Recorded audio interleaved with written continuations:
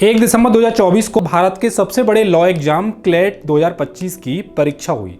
सब ठीक ठाक चल रहा था, लेकिन फिर जो हुआ उसने पूरे लॉ स्टूडेंट्स को टेंशन में डाल दिया। दरअसल 7 को क्लेट 2025 का रिजल्ट आ गया और वो भी तय तारीख से 3 दिन पहले।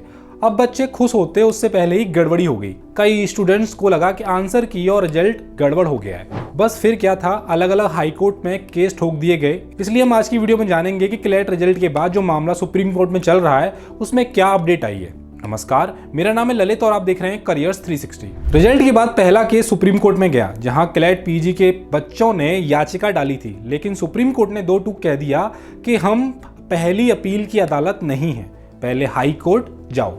मजबूरन स्टूडेंट्स ने एमपी और बॉम्बे हाई कोर्ट का रुख किया। एमपी और बॉम्बे हाई कोर्ट ने क्लेट पीजी के रिजल्ट पर स्टे नहीं लगाया, लेकिन कह दिया कि इन केसों के फैसले तक रिजल्ट फाइनल नहीं माना जाएगा। मतलब मामला लटका ही रह गया। क्लेट यूजी में असली बवाल 4 सवालों को लेकर हुआ था। आदित्य सिंह नाम के एक स्टूडेंट्स ने दिल्ली हाई कोर्ट में याचिका डाली, जिसमें दावा किया गया था कि फाइनल आंसर की में 4 सवालों के जवाब गलत दिए गए।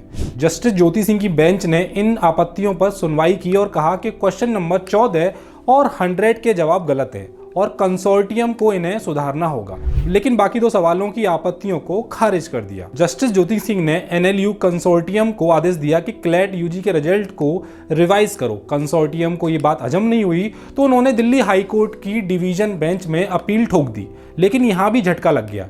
डिवीजन बेंच ने सिंगल जज के फैसले पर स्टे लगाने से मना कर दिया। इसी बीच राजस्थान, वेस्ट बंगाल, पंजाब और कई राज्यों के हाई कोर्ट में भी याचिकाएं दायर की गईं। अब कंसोर्टियम को लगा कि इतना बवाल हो गया है, सारे केसों को अब एक जगह करवा लिया जाए, तो उन्होंने सुप्रीम कोर्ट में ट्रांसफर याचिका डाल दी। लेकिन सुप्रीम कोर्ट ने यह कह दिया कि हम ये सब नहीं देख सकते, दिल्ली हाई कोर्ट को ही फैसला करेगा। 15 फरवरी को सुप्रीम कोर्ट ने सभी case Delhi high court transfer कर दिए।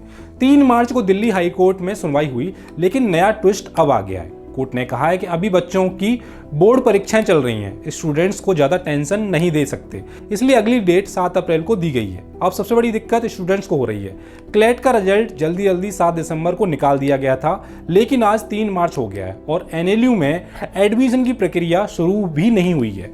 सिर्फ एनएलयू ही नहीं, क्लेट स्कोर पर एडमिशन देने वाले 60 से ज़्यादा लॉ स्कूल भी लटके हुए हैं। स्टूडेंट्स परेशान हैं कि आखिर ये सस्पेंस कब खत्म होगा।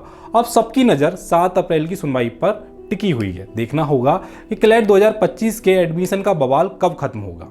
आज की वीडियो में इतना ही। देखते रहिए करियर्स 360।